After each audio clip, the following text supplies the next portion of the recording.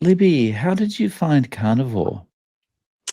Well, I started a carnivore keto lifestyle about 3.5 years ago. And at this point in my life, it's not really a diet, it's just my way of life. However, over 3.5 years ago, I was, in my 50s. I was feeling so sluggish, older than what I really was. I was pre diabetic. I had very achy joints, like when I woke up in the morning. Of course, I had weight gain. I had yo yo dieted my whole life, experiencing insomnia. And then, of course, just bloating. Always after eating, a lot of bloating and just feeling uncomfortable. And so I had just gotten to a point in my life. It was the holiday season, and I just allowed myself to eat whatever I wanted. I just said, who cares? At work, we were offered a bunch of goodies all the time. So I just took full advantage. So after Christmas, I absolutely felt miserable and was even just crying. I felt so bad about myself and had no self esteem by this time. So I began looking on the internet and saw a description of the carnivore diet. And I thought, well, that seems pretty simple. And I don't need to go really buy anything special or expensive to start that diet.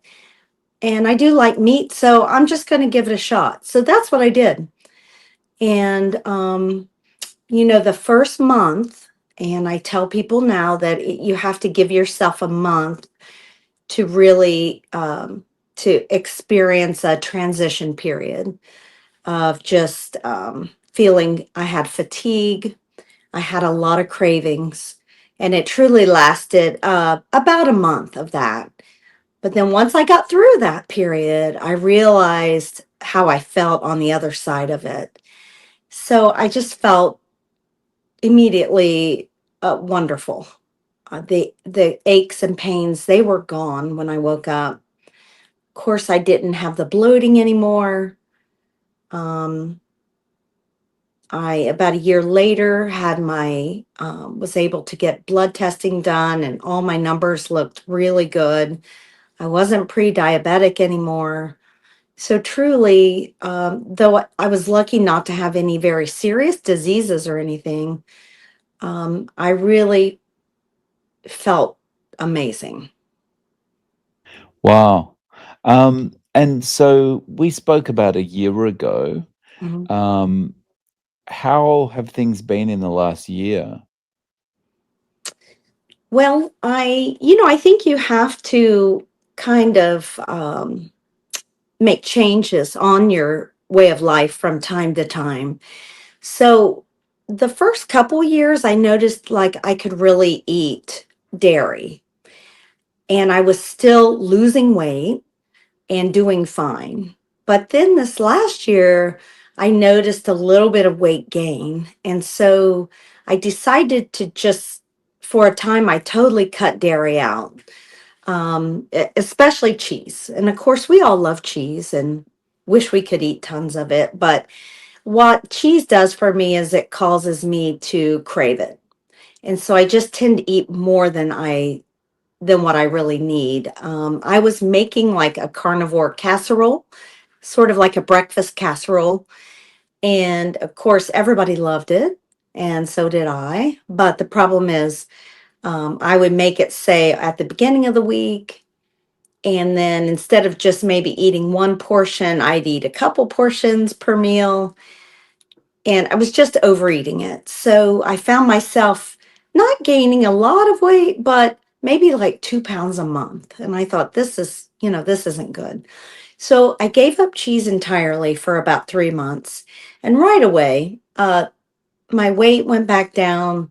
I felt very good again. So I knew that cheese is definitely a trigger for me. And it's just best that I really don't eat much of it.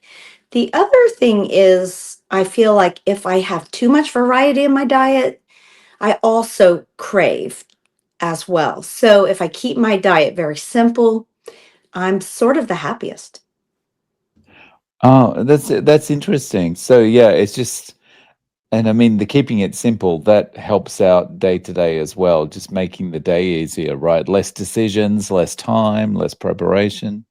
Absolutely. I don't even spend time anymore meal planning or even thinking about food. It's kind of like the simplicity and this mental freedom that comes with eating this way.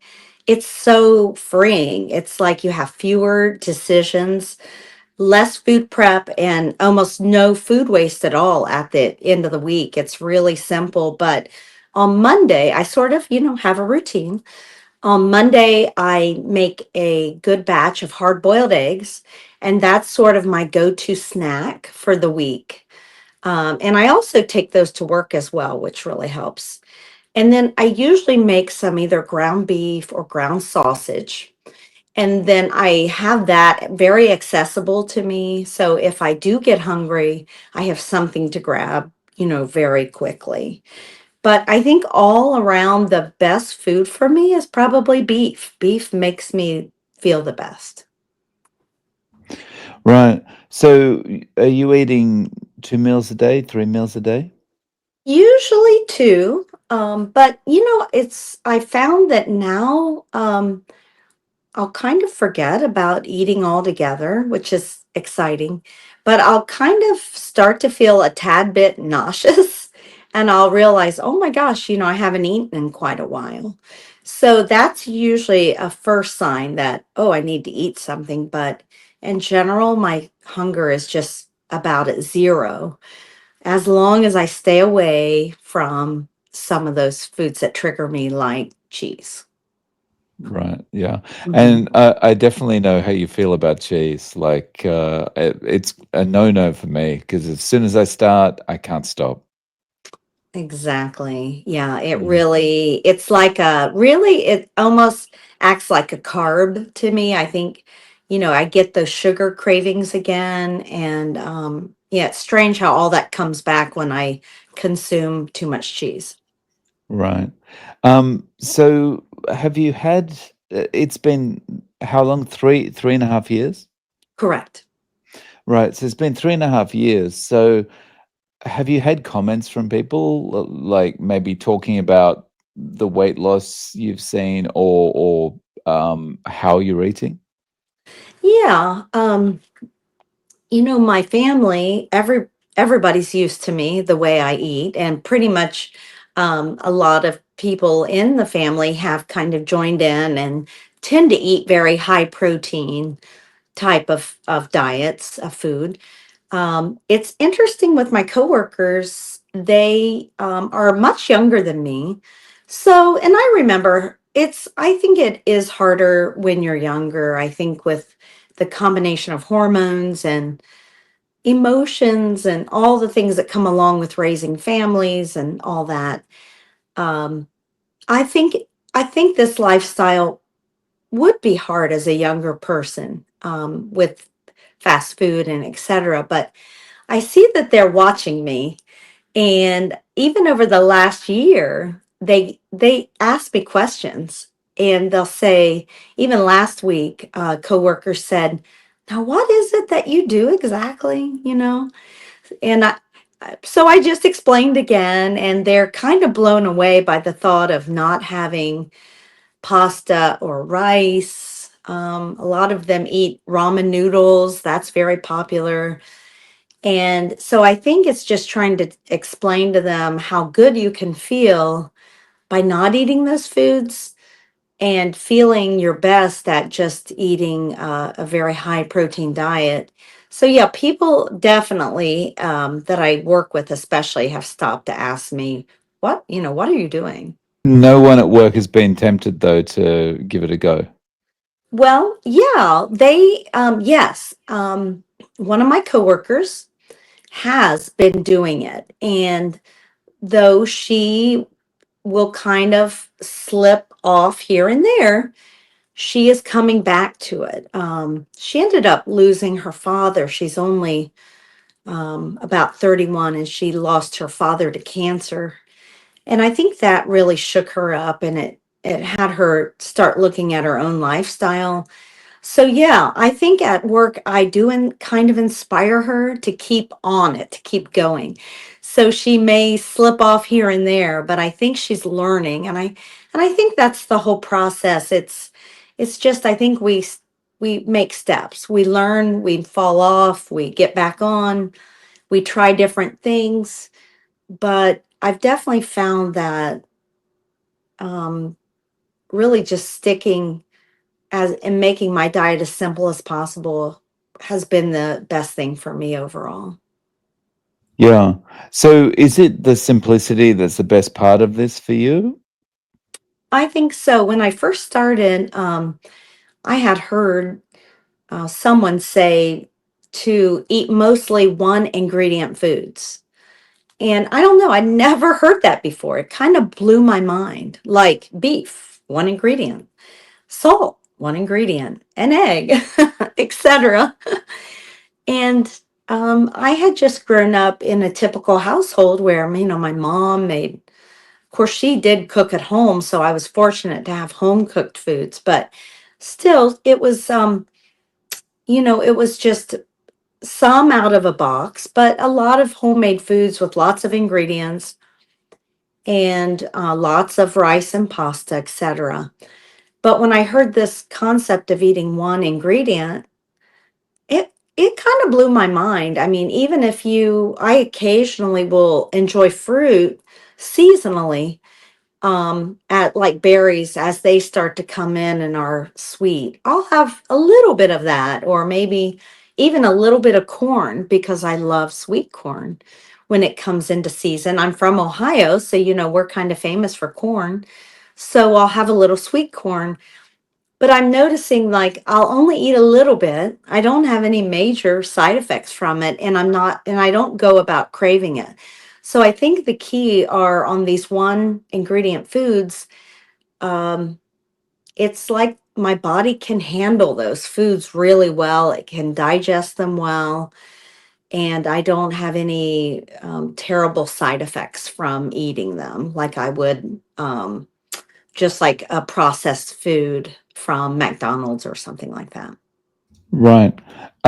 So when you're eating during the day, you're making your eggs and you're mainly eating beef. And those kind of the berries and the corn and that kind of thing, that's just like a one-off here, there. Right, correct. Yeah, right. Um, yeah, I think certainly in my experience when I've done keto in the past, I feel like, when I've introduced something back, I'm okay as long as I only eat a very small amount of it and then Yes. move on. If I eat a small amount and then the next day think I'm going to have another small amount and that's what starts the cycle of kind of going downhill and getting back into regular eating. Yes, knowing who you are and knowing your weaknesses. I know I'm a food addict. I was definitely a binger in my past. And so I'm scared. I'm not as scared as I was about falling back. But I remember, and I maybe everybody experiences this, but I would have dreams that I fell off the wagon and I was consuming all sorts of sweets or something. Thankfully, I really don't have those dreams anymore. But there's always that fear. There's always a worry because I am a food addict. And if I, you know, say I eat sweet corn and then the next day, like you said, I pick it up again. And then I pick it up again. That could take me right back to where I was as a food addict. So, but I'm finding now at least I can limit. I'm not falling right back into addictive behaviors. And for instance, when I buy sweet corn, I might buy 2 ears and that's it. I'm not allowing myself, I don't have things around my home that trigger me. It was funny. My husband at Christmas, he loves to have out a candy jar of chocolate. That is my biggest trigger. I still today I can't say no to chocolate. And so I said, you're gonna have to put that away because I can't handle it. And so he hid it away in his office and he would take some occasionally. Now he can eat things very occasionally, but I'm not built that way. So I think you have to put things away or not have them in your household. And I think to speak to younger people with children, I think I would say get it out of your house and start feeding your kids healthy and yourself healthy, and don't have the snacks and the processed foods around, because if you have those around, you're never going to be able to eat cleanly. It's just impossible because you're going to be constantly craving and wanting those things by seeing them. So, yes, I keep those things out of my house.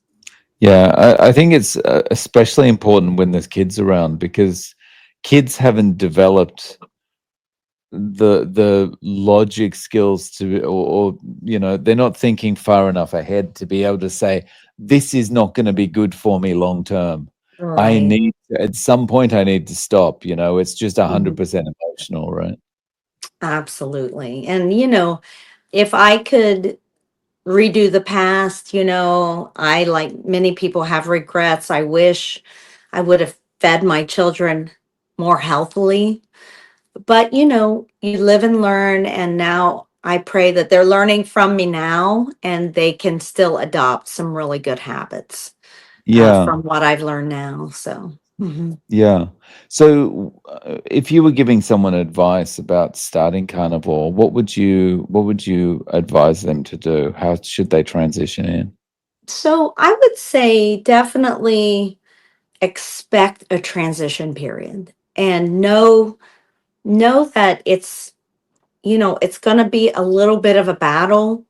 And really, for me, it was the full 30 days. Now, some people, they say it's 2 weeks. Some people say 6 weeks. Some people say 2 months. But give yourself a full month of really changing and learning and knowing you're going to have hunger, you're going to have cravings, and you're going to have fatigue.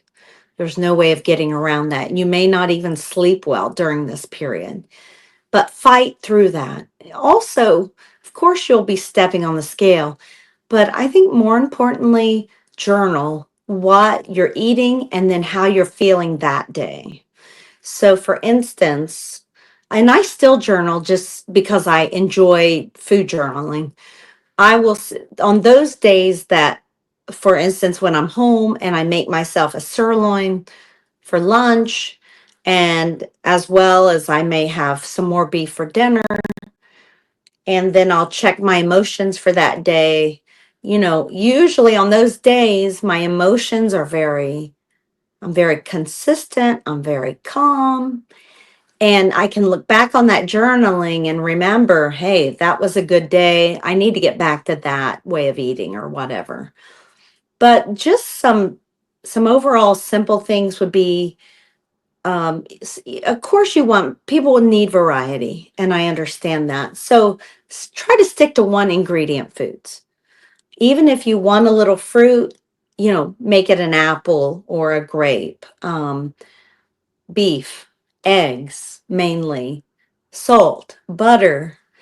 Um, Also, if you can, walk every day. And if you can walk in the sunshine, walk in the sunshine. But whatever you do, get your steps in. Um, I also do weightlifting, but it's just light, 2 days a week, just to, build my strength. As I'm 57, so I know I need to watch my bone health and everything. But another tip is just drink mainly water if you can. I do make unsweet tea. At the start of the week, I'll make a big pitcher of unsweet tea because I just like actually the caffeine. I'm not a coffee drinker. So I do drink unsweet tea, but also, um, make water your main drink. If you occasionally, I will have it like a diet soda. I notice though it kind of makes me feel bloated now, so I don't enjoy them as much as I used to, but I will occasionally have a diet soda. Um, but I think those are just basic steps. Move your body however you can, however that is, whether it's walking, on a bike, in front of a video, whatever that is you can do, move your body and get in that water and make your life as simple as possible. You don't have to go out and buy expensive equipment or even buy expensive foods. I'm finding that the way I eat, I will find meat on sale and I'll buy a good deal of it, and it will really last me a very long time because I can't eat a ton of meat at one time. I can only eat a little. And so I find my grocery bills are fairly cheap, and it's just a great way to eat for sure. So, Libby, if people want to reach out to you, is there any way they can get in contact? Um, I do not have a carnivore channel. I did not get it started, but they could always reach me at my email, which is libbycompton1967 at gmail.com. Thank you. I'll put that into the show notes. Okay. Libby, thank you so much for coming back on and letting us know how things are going. I really You're appreciate your welcome. time. Yeah, thanks for asking me, Dave. This was so special. Thank you so much. It makes it all feel worthwhile. So thank you.